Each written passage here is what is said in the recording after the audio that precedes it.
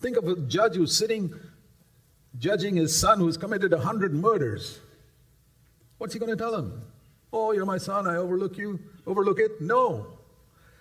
Sin is like that. When you see the seriousness of sin, that every sin is worse than committing 100 murders, in God's eyes, God cannot overlook it. That punishment has to be taken. And to use an illustration, if, for example, the punishment for a crime is, say, $1 million.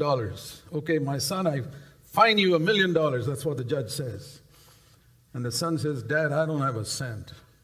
Well, you got to go to jail then.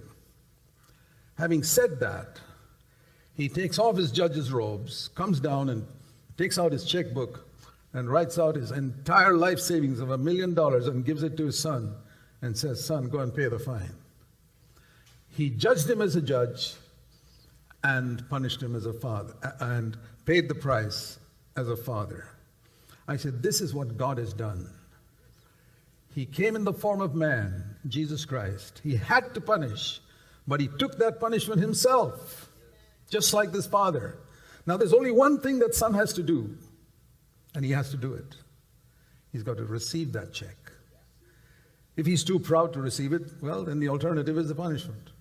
And that's all that God asks you to do. Receive that freely. Think of the price. Remember, this dad's giving his life savings.